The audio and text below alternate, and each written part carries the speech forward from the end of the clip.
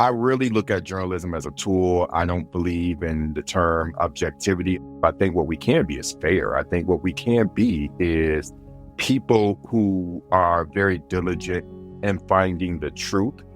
I think people gravitate towards my work because I talk to them like a human being and I explain things in a conversational way so that they feel a part of the conversation. The spirit of my work is I want everyone to feel liberated. Welcome to the Making Peace Visible podcast. I'm your host, Jamil Simon. Making Peace Visible is a small 501c3 nonprofit organization based in Somerville, Massachusetts. What we do is unique, consistently analyzing how the media covers conflict and amplifying stories of resolution and reconciliation that are often ignored by the mainstream media. In the month of July, we're working to raise $40,000 to continue and grow this work. With your help, we can fund journalists producing rigorous, underreported stories of conflict transformation through the Making Peace Visible Story Awards and convene strategic gatherings of peace builders and journalists to shift how stories get told. Your donation also keeps this podcast going and helps us reach more listeners. Make a one-time or recurring gift at makingpeacevisible.org, and thanks. Our guest this episode is Terrell Jermaine Starr, an independent journalist based in Ukraine. His work focuses on interconnection, how Ukrainian politics and society relates to the rest of the world, especially the United States, Europe, and Africa. In the early days of Russia's full-scale invasion, Terrell got international attention for his up-close and personal reporting style and for helping vulnerable Ukrainians flee the country, and for being a rare Black American reporter on the ground in Ukraine. On Terrell's podcast, Black Diplomats, and his Substack blog, Terrell provides reporting and analysis on politics in Ukraine, the United States, and beyond. He pays special attention to equity and discrimination, drawing parallels between Putinism and the MAGA movement in the United States. And he developed what is now an ongoing project documenting the lives of Ukrainians of African descent. Terrell is also a contributor to Foreign Policy magazine, The Washington Post, and MSNBC. Our show's producer, Andrea Maraskin, sat down with Terrell just days after his home city of Kiev was bombarded by Russian missiles and drones. By the way, if you hear roosters and cows in the background of this episode, you're not imagining things. As you'll hear him describe, Terrell recorded this interview from a farm in southwest Ukraine. This interview was conducted on July 3rd, 2025. Things may have changed by the time you hear it. Well, first of all, how are you? We're recording this July 3rd, and you were just under bombardment in Kiev a few days ago. How are you doing? I am in a very peaceful environment here in the Carpathian Mountains, which is, comparatively speaking, a lifetime away from central Ukraine, where the almost nightly air strikes from Russia occur. And so it is a far cry from the Russian drone attacks that I am accustomed to. I will be here for a month and returning to Kyiv in August. For people listening, you appear to be in like a log cabin. Yeah, this is kind of like a vacation resort type of place, farming community, lots of hiking, lots of camping. I actually take time to run every day. I do hill running and things like that to keep myself in shape. And I have the advantage of a farm where I have access to fresh produce, fresh everything. So very fortunate. Oh, it looks beautiful. Birds, trees, blue skies, and it's quiet. Yeah, like super quiet. There's no curfew. That's the most important thing. There's no curfew. So there's a curfew in Kyiv right now? Yeah, there's a curfew in virtually the entirety of Ukraine. That's because of martial law. Because this region doesn't get any attacks, there is no curfew. And in most parts of Ukraine, you have to be inside your house by 12 o'clock. And you can go out after 5 in the morning. So you obviously have a lot of knowledge of not just Ukraine, but Eastern Europe in general. And you've been going there for a long time. How did you develop this relationship with Ukraine? My start with this part of the world began through a program under the United Methodist Church. It was called the Global Justice Volunteer Program. This was back I would say 25 years ago when I was a senior in college, and I spent 3 months in Russia. On the application, it asks, where do we want to go? And I chose all the Black countries. The acceptance letter said Russia. So I went, I volunteered in an orphanage, really enjoyed that experience, but I was really curious about the Soviet Union. I was curious about the 15 countries that were under the Soviet Union, what became of them. And that took me to Georgia, where I served as a Peace Corps volunteer. And then I went to Ukraine back in 2009, when I was a Fulbright grantee. And so from those experiences, I developed an expertise, particularly, like the former Soviet countries and their relationship with the United States. So in addition to being here, because I feel like it's important to learn languages and to really understand the cultural dynamics of people, which inform the politics. I've been doing that for 25 years. Would you say you have a special love for Ukraine in particular? Oh, yeah. I think anybody who chooses to go to a country that's functioning kind of as a war zone, yeah, you pretty much have to have a love for it. Otherwise, it's either love or stupidity, one of the two. So why Ukraine? People ask me that question. I think that it's a country that I fell in love with. But I think what also helped was that in 2014, when Russia invaded the first time, I did a lot of work online fighting disinformation about Ukraine and, Russian propaganda that reached far left and far right ecosystems. I enjoyed that. That pulled me into the country more because I felt like if I was talking about Ukraine, I needed to be here. And so it became a practice where I would come for 1 week or 2 weeks. The following year, it would grow into 3 weeks, and then it would just grow more and more and more. Now I live in Ukraine at least half of the year. So you were living in Ukraine, as you said, before the full-scale invasion in 2022. So you experienced this kind of phenomenon that we talk about a lot in the show where, the headlines, the eye of the international media suddenly focused on Ukraine. And you were part of it. You said you went viral on Twitter back in 2022 because you broke all the rules of what a journalist is supposed to do. Can you talk about that? Yeah, so I am a trained journalist. So I went to graduate school. I have a master's degree. I really look at journalism as a tool. I don't believe in the term objectivity. I think that human beings can't be objective. I think what we can be is fair. I think what we can be is very diligent in finding the truth. I never believed that I needed to conduct journalism like a dry, privileged white man. Like all these TV anchors, and there are these, in these stiff suits and their ties, this very specific image of how you're supposed to deliver news. I have a personality. I like showing it. I have opinions. And so, this idea of breaking the rules, I was just a human being that had a heart, and I'm very passionate. I think that speaks to humanity. And I think people gravitated towards my work and still have some gravitation to my work because I talk to them like a human being and I explain things in a conversational way so that they feel a part of the conversation. Because just being a Black man myself that focuses on foreign affairs, I think it's important how you have the conversation, because there are ways in which this industry makes you feel unwelcome. I always wanted every human being to feel like they could participate in the stories that I tell. The spirit of my work is I want everyone to feel liberated. And that manifests itself in the ways that a lot of people have come to know me. Can you talk about some specific ways that manifest? Like I remember I seeing a video of you were actually helping some cancer patients get out of Ukraine early in the war.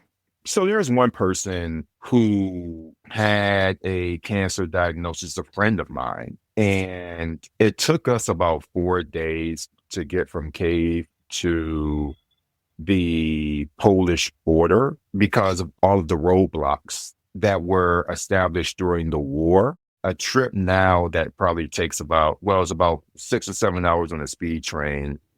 And I wasn't even thinking about it, actually. I was just chronicling the journey because I had never covered a war before. So I was literally using my social media, primarily Twitter, as a diary. That drew the attention of CNN and other networks. And then I would be on CNN for probably 2 weeks straight or longer. I think what really drew people in was that, unlike a lot of people who were at the front lines capturing video of tanks, I was going to the grocery store and saying, hey, you know what? Yes, there is a war, but these grocery stores are still functioning. This is a line of people going to get their medication. I debunked a lot of people's perceptions of a country at war because everyone thinks that all buildings are gutted out, destroyed, etc. Yes, you can see all that, but on another part, there's just relative calm. And when I was helping people to flee, I think people saw a mom with their child and a woman dealing with cancer, somebody who essentially was helpless. And they saw this Black dude who they're wondering, what is he doing over there helping these white people, essentially. I wasn't thinking about that at all, because when you're in a survival mode and you're learning how to maintain your safety, you're not thinking about how the rest of the world perceives you. And as I began helping other moms with their kids and people's grandmothers, people were joking on Twitter that I brought the Underground Railroad to Ukraine and led them to the European Union. People were making all these hilarious memes about the Black dude helping the white babies, whatever, coming across. It was all in fun, and it was actually hilarious, but I would never draw those two things together for the very simple reason that I'm in the middle of the situation and I have bigger priorities to consider.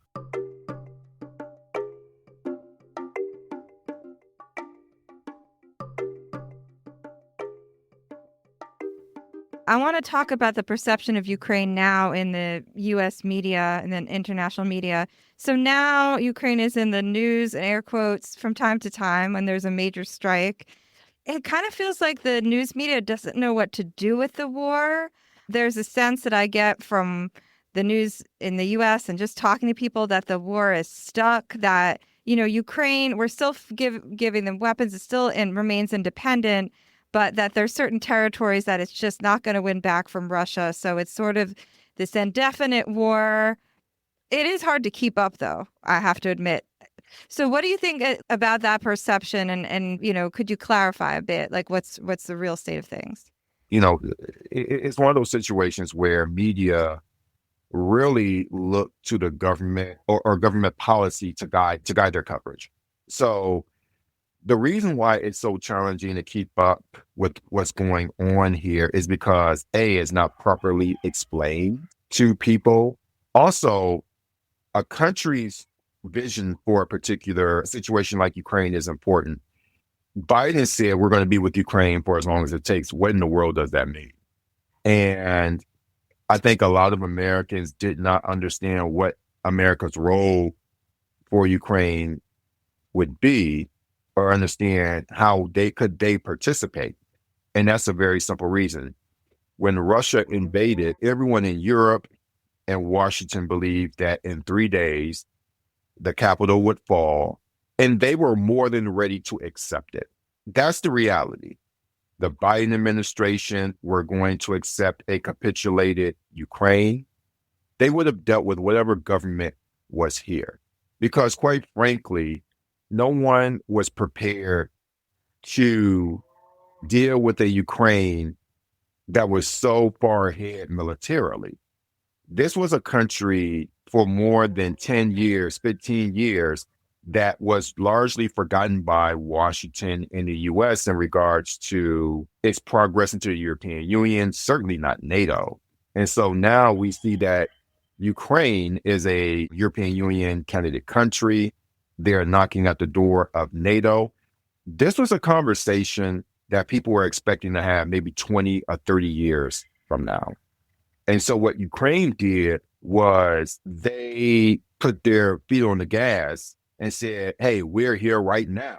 And so they became a problem for Washington and Brussels that just took everyone off guard. That's the fundamental issue here. And because of that, the EU and Washington had to catch up and create a public policy framework, a military and political framework for a country that they were expecting to deal with 20 years from now, 30 years from now, not in 2022. And so because of that, they've had to learn how to deal with this country that they don't know much about, because the way that the United States dealt with Ukraine was through Moscow. This country and the rest of the countries that were former republics, I would say colonies of the USSR, are just 33 years old. And there are a lot of people in power who, even while they respect Ukraine's sovereignty, want to stay with Ukraine for as long as it takes, right? I'm using this in quotation marks. They still have to shake off a lot of the veneer of the Soviet Union. They have to learn about Ukraine culturally. They have to learn and respect Ukraine's not only political agency, but aspirations. This is a new experience, and therefore it's one of those things that's going to be difficult for media to follow, because our governments don't necessarily know how to respond to Ukraine with a concise vision. But you know who does? Putin does. Russia has a very clear agenda for Ukraine. And those are the contrasting dynamics that we see at play. I've just been looking at your different content, and I think one of your headlines was Ukrainians don't fit into American constructs of who's white or not. And you draw some interesting parallels between Russian imperialism, you might say, or Putinism, not sure what's the right word, and the MAGA movement. What do you think people should understand about the connection between those two? Right. This is an ongoing subject that I'm writing about and thinking through. In fact, one of my Substack articles is going to be titled Ukrainians Are Not White, because they are, but they aren't. Particularly when I'm dealing with Black audiences or people of color audiences, they misread Ukraine as a bunch of white people and Eastern Europeans as a bunch of white people. I understand that logic because I used to think like that. We understand the simplistic saying that race is a social construct, but it's also practiced, right? So simply put, in the case of Ukraine, white assumes privilege. But when you think about how Ukraine functions in this part of the world under Russian supremacy or Russian colonialism, they don't have that white privilege. In this part of the world, it's Russia and everyone else is tiered down lower, including the Ukrainian. And so in America, when we see a Ukrainian or a Polish person or someone from the Baltic nations, we see a white person. In our context, it's absolutely true, because under our construct of American whiteness, they fit in along with other Europeans and everyone who looks white. That construct of whiteness that we've come to understand does not exist in this part of the world, because the construct is not about who's, the white person versus the Black person, whoever. It operates that way. There's racism, but when we talk about constructs, here it's more about the Ruski Mir, or the Russian world, because they're the supremacist country here. And the larger point is that in addition to talking to people of color through this, there are a lot of people, particularly kind of in the far left community, who have this laser-like focus on Western imperialism. And I understand it, right? Western imperialism, you think about the Middle East, just across the world, that exists. My only statement is that that is not the only type of imperialism and colonialism that exists. And I think for a lot of these people, they can't muster the idea that Ukrainians who are white to them and who are only white to them can be an oppressed peoples, because Ukrainians most certainly are within the constructs of supremacy in their part of the world.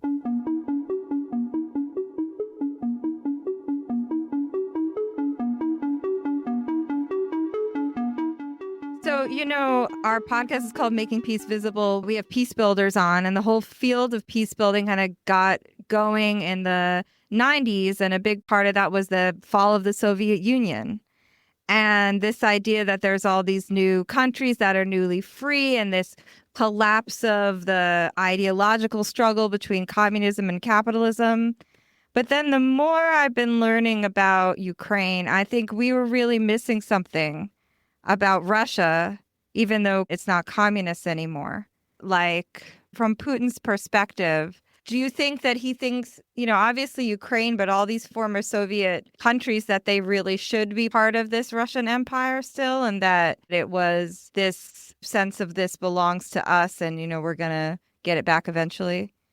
Yeah. So basically, the thing about Putin is, and I draw the comparisons to MAGA, the fundamental theory behind Putin's outlook on the world was that, he said that the fall of the Soviet Union was one of the greatest tragedies of the 20th century.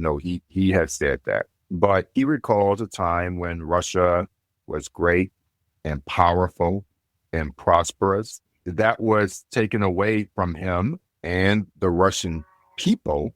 Primarily, when I say Russian people, you think about the ethnic Russian people. A lot, there are 14 countries that broke away, right? But specifically, he's thinking about the Russian people who had their power undermined under Mikhail Gorbachev, who he hated till the day that he died for giving away USSR sovereignty to the West. So he was, viewed him as weak. There's another thing with Putin, which is, there's a fear, a siege mentality of Russianness being devalued, Russian values being under attack. What they share with the MAGA kind of thinking is that this comes down to this very conservative view and practice of Christianity and encouraging people to have babies. With MAGA, it's having white babies. With Russians, it's having Russian babies, Russian Orthodox babies, being a traditional strong man, right?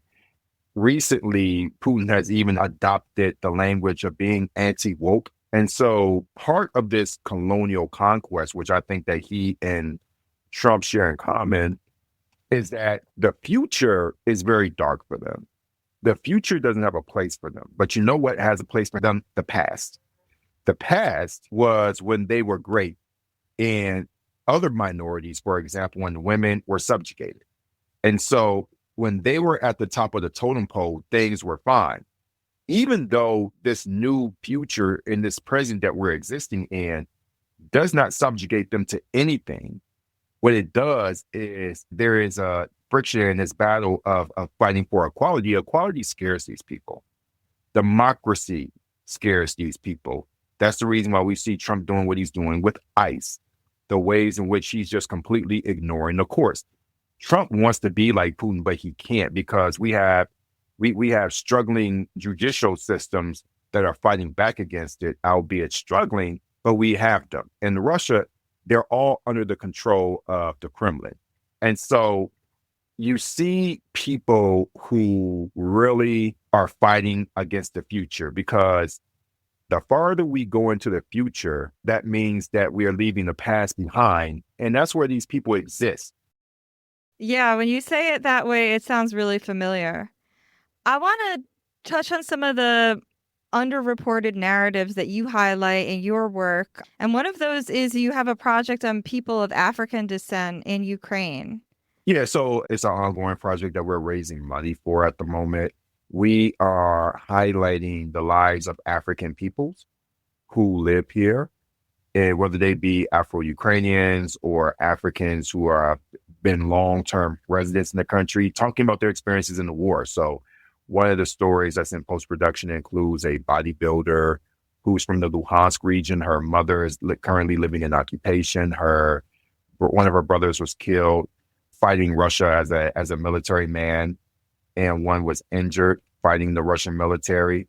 But she went on to become a world champion bodybuilder. We also interviewed a guy from Angola whose in-laws stayed in Bucha during the Russian occupation. So it's a story about how this guy from Angola took his wife from Bucha just as the Russians were coming in, and what it meant for him to support his family while they were living under occupation. And so all of these stories that have never been told before, particularly the Western audiences, I'm in various stages of production, and getting them out. And so we're raising money to actually bring those stories to life. And when they do come out, where can people find them? Terrell J. Starr Official on YouTube. Another story that I saw you were covering was there are Ukrainian survivors of sexual assault by Russian soldiers and getting counseling for them. Yes, that was one podcast interview. I'm looking to expand on it for my newsletter, Terrell J. Starr Official. That's on Substack. So the podcast interview, it focused on the professionals who actually help these women who have experienced sexual assault by Russian soldiers. What's really interesting about these programs, particularly now, is that organizations like USAID, the type of agencies that the United States, well, Trump particularly, is defunding and trying to get rid of, supports organizations like these here in Ukraine that support professionals to help women who have experienced the most brutal, inhumane treatment by Russian soldiers. So much of US tax dollars go to fund organizations that do this very important work. But more specifically, from those interviews and talking to the psychologists who do the work, they told me that the best way to help women who are dealing with these types of brutal assaults is that Ukraine wins the war. Because so many of these women that the organization supports are still in occupation. There are definitely reports of women who are constantly under threat of assault by Russian soldiers. And the only way that they can completely free themselves of that threat is that their cities are liberated. The head of this organization told me that the more tanks and the more ammunition that comes to Ukraine, the more survivors of sexual assault we can support. Because they're living under military occupation. I guess the soldiers can basically do whatever they want. Yeah, they can. Yeah. So basically, I speak to people regularly who escape occupation. So one of my upcoming studio interviews that will be published in August involves two teenagers who escaped Russian occupation, including a young lady who escaped in April of this year. And she's 18 years old. She told me that while she was not assaulted, she said that there were a number of girls at her school in Donetsk, the city of Donetsk, who were assaulted. And you can't report it to the police because the police are controlled by the military. So there's nothing normal that functions there. And so it's the wild, wild west. And so there's no law and order. You know, it's virtually dead cities under military rule by Russia where they can have access to whomever they want and to whatever they want. And so the use of sexual violence against people of all ages, right? All ages, it doesn't matter how young the child is, runs rampant. And there's no place that these people can go to, which is why the only time these people can really have full safety is that their cities are liberated, which is why this professional told me that, yes, we need money to keep our services going, but what will really help our work is more tanks, more F-16s, more ammunition, more military aid so that these women can be free. Glad you brought up USAID. You know, it was gutted back in February by Doge. And then I think it was just yesterday or the day before yesterday that it completely closed and the remaining staff were absorbed into the State Department. Have you been seeing the impact of the gutting of USAID on the ground in Ukraine? Yes. So I mentioned two teenagers that escaped. There's an organization that I am working with right now, and I'm going to be helping them raise money. It's called Helping to Lead. And they help, I think, 30 or so people every month to escape Russian occupation. And it costs on average about 300 euros per person. USAID canceled a check that was supposed to go to this organization totaling around $300,000. Now, this organization was able to get the $300,000 from another organization, but that was supposed to be in addition to the other money. And so they had to cut costs. They had to either cut salaries or cut positions. Also, from a more cultural standpoint, Amanda Gorman, who we know was the poet laureate of the United States, a theater in Lviv actually took some of her poetry, with her permission, of course, and took her poetry and turned it into a Ukrainian version to really draw connections between Black identity and Ukrainian resistance and struggle. USAID money was funding this project, but then it was halved. It was cut in half. So my point is that USAID does a lot of important work. What's unfortunate is that the Trump administration and people of bad faith have done a much better job of spreading lies about USAID than people of good faith have been doing to tell the good of it.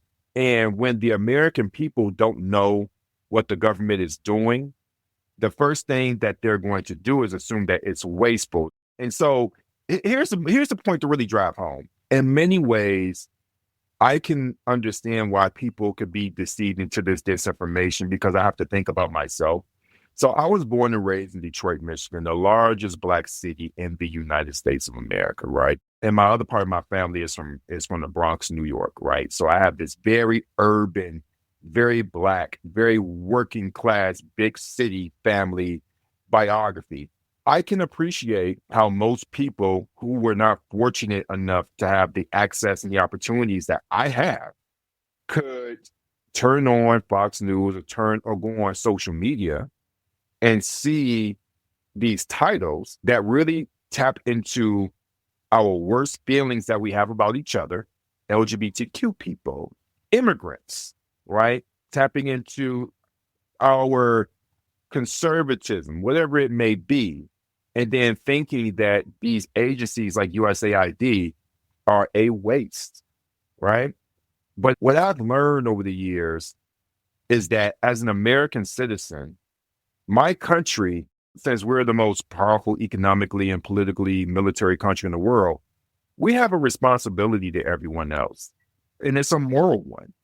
We do have a responsibility to ensure that people are safe, to make sure that if we have money to support programs dealing with nutrition, which is something that USAID does, to make sure that people have vaccines, we have a moral obligation to do that. What is unfortunate is that most Americans are not taught that, because we conflate the federal budget with our local budget.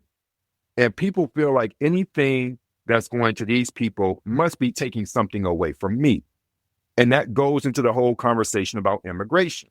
What I've learned in the 2024 election was, hey, this hatred of immigrants is not only specific to the stereotypical, white person that we can have an image of. There are all kinds of people. There are children of immigrants who hate immigrants. And so we live in a very selfish society. And until we unlearn that selfishness, and until our politicians learn, the people of good faith, i.e. Democrats, do a better job of telling the truth than Republicans tell lies, then agencies like USAID are going to always be under threat, because people are not going to understand the good that they do.